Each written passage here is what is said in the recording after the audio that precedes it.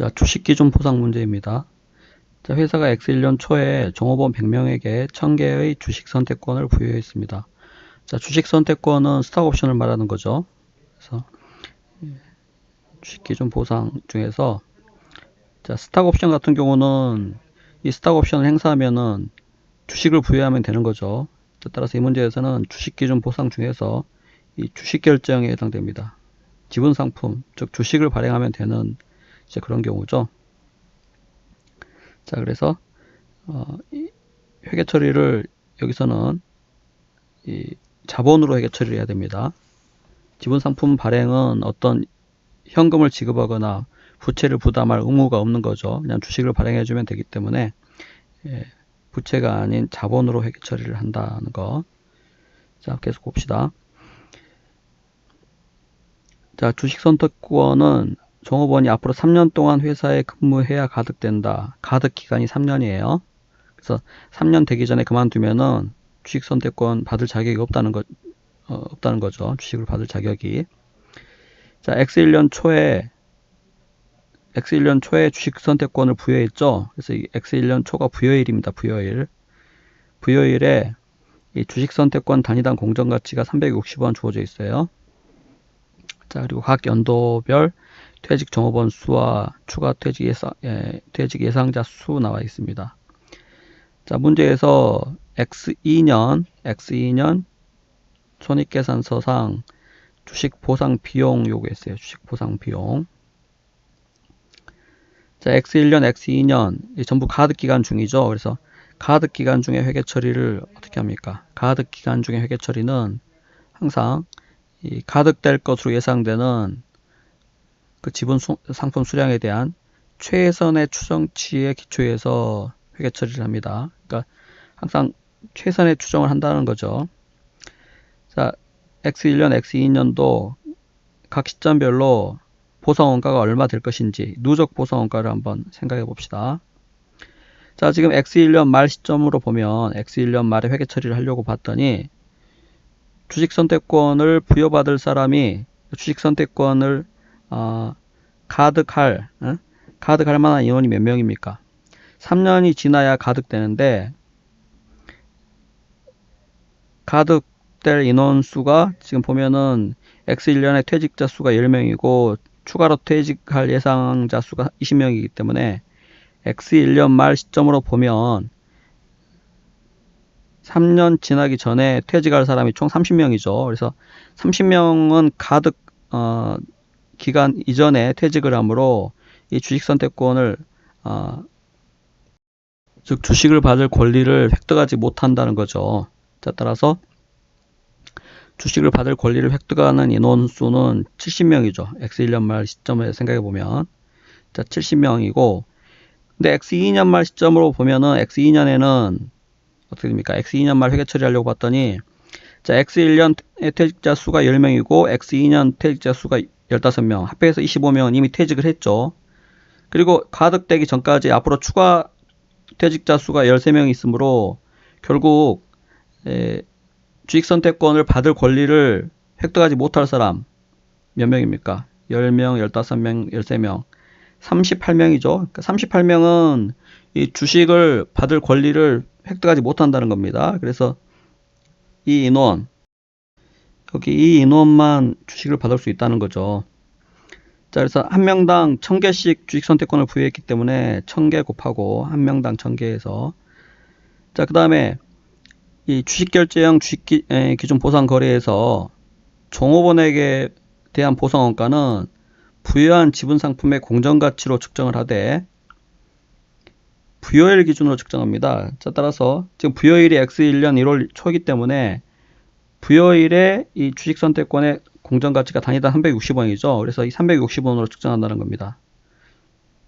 주의하실 점이 X2년 말에 이 주식 선택권 공정가치가 250원으로 하락하였어도 이 250원을 바꾸지 않고 부여일의 공정가치 360원을 그대로 유지한다는 것이죠. 꼭 주의하시기 바랍니다.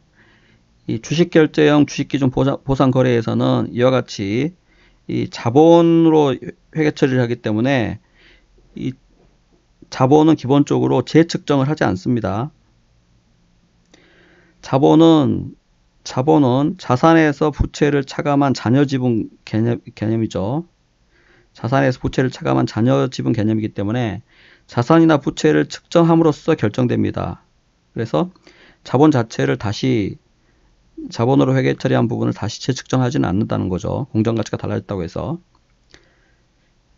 자, 반면에 현금 결제형 같은 경우는 이 현금이나 그 밖의 자산을 지급하는 이제 그런 거래인데, 예를 들어서 일정 수준 이상의 주가를 회사가 주가 초과할 때 그 주가 초과분에 대해서 현금을 지급하도록 그런 이제 계약을 했다고 하면 그 일정 주가 이상의 초과분은 회사가 지급해야 될 부채라는 거죠. 자, 그래서 그때는 부채로 회계 처리하고 이 부채는 재측정을 합니다.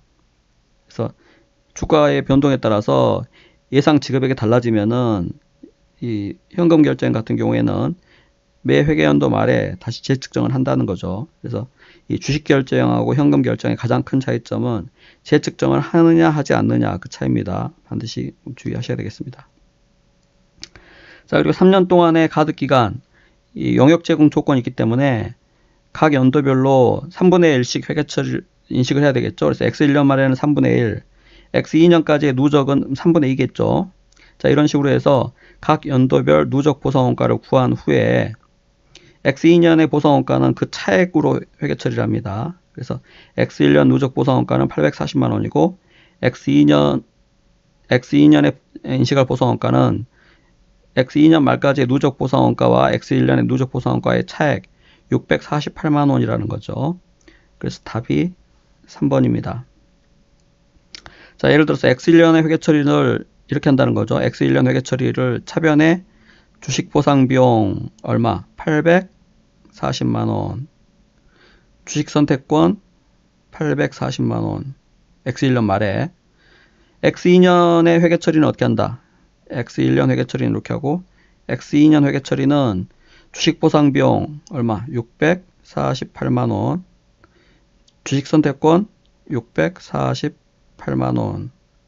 이런 식으로 회계 처리하고 이 주식 선택권은 자본 항목이라는 거죠. 자, 그래서 이 전체적인 이 주식기준 보상 거래 관련된 내용 간단하게 좀 정리를 해보겠습니다. 아까 말씀드린 것처럼 주식결제형은 이 대가를 지분상품을 발행하는 주식 같은 거 발행하는 형태고 자본으로 회계 처리합니다. 현금결제형은 현금을 지급하는 거죠. 예를 들어서 주가 차액 보상권 같은 겁니다. 주가와 그 시점에서의 주가를 차액을 계산해서 주가가 오르면 그 차액만큼 현금을 지급하는 형태죠. 그래서 이 현금 지급하는 형태 이런 거는 현금을 지급해야 하는 의무가 있기 때문에 이런 거는 부채로 회계 처리한다는 겁니다. 재측정을 하고 주가의 변동에 따라서 부채를 재측정하게 됩니다. 이때는. 자, 선택형은 이 지분상품 발행이나 현금 지급 중에서 선택하는 이런 형태죠. 그 성격에 따라서 자본이나 부채 둘 중에 하나로 회계 처리를 하게 됩니다. 그래서 지분상품 발행 성격이면 자본으로, 현금 지급 성격이면 부채로 회계 처리를 하게 되겠죠. 자, 주식결제형 주식기준 보상거래 간단히 살펴보겠습니다. 기본적으로 종업원이 아닌 자에 대해서 주식기준 보상을 할 때에는 제공받는 재화나 용역의 공정가치를 기초로 해서 측정 회계 처리를 합니다. 이때 기준일은 재화나 용역을 제공받는 날이에요. 그래서 원래는 이게 원칙입니다.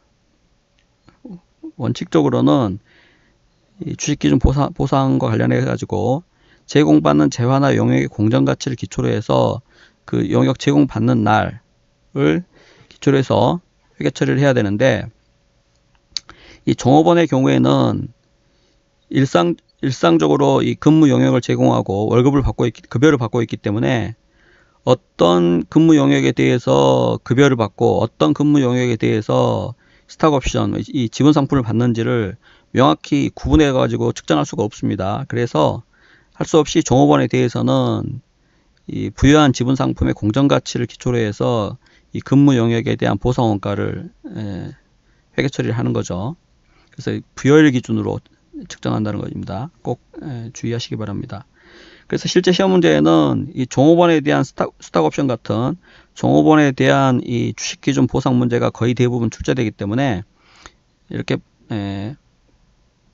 주식 결제형 주식 기준 보상에서는 일반적으로 이렇게 부유한 지분 상품의 공정가치, 부여일의 공정가치를 기초로 해서 회계 처리를 하고 재측정을 하지 않게 된다는 겁니다. 주식 결정일 경우에. 자, 그 다음에 가독 기간 중에 회계 처리 주의할 사항. 기본적으로 이 후속 기간에 예상되는 추정이 달라지면은 추정치를 바꿀 뿐이지 과거의 회계 처리를 수정하지 않는다는 거죠. 이건 회계 추정의 변경이기 때문에 그렇습니다. 자, 무슨 말이냐면 X1년에는 이 주식받을 권리를 획득할 사람 수를 인원을 70명으로 예상했는데 X2년 말에 보니까 더 작은 62명밖에 안 되죠. 그렇다고 해서 X1년의 회계 처리를 62명으로 바꿔서 회계 처리를 하지 않는다는 겁니다. 그래서 과거의 회계 처리를 수정하지는 않는다. 자, 두 번째로 부유한 지분 상품의 공정가치 변동을 반영하지 않는다. 아까 말씀드린 것처럼 주식 선택권의 공정가치가 부여일보다 더 낮아졌다고 해서 회계 처리를 250원 더 낮아진 금액으로 하지는 않는다는 거죠. 그래서 부여일 기준으로 부유한 지분 상품의 공정가치를 종업원에 대해서는 부여일 기준으로 부여일의 공정가치 기준으로 회계 처리를 한다는 겁니다.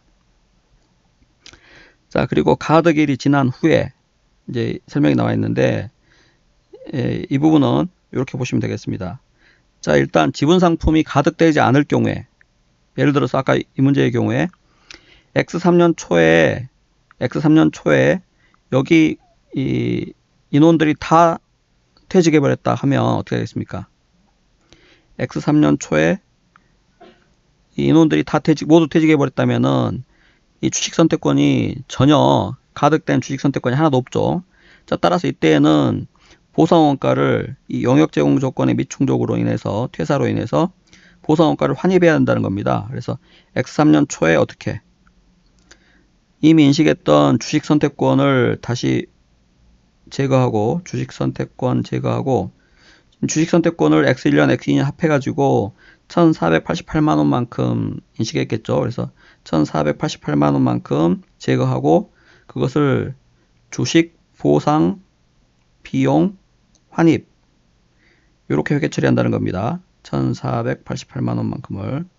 그래서 중도 퇴사 시에는 가덕일 이전에 중도 퇴사 시에는 이렇게 주식 보상 비용 환입으로 해가지고 이게 당기순이익에 플러스 영향을 미치겠죠. 자, 그렇게 회계 처리를 하지만 만약에 3년의 가덕 기간이 다 끝나고 난 뒤에 그때 어떤 다른 이유로 인해서 이 가득된 지분 상품이 상실되거나 소멸됐다면 그때는 환입하지 않는다는 겁니다. 자, 따라서 그때는 주식 선택권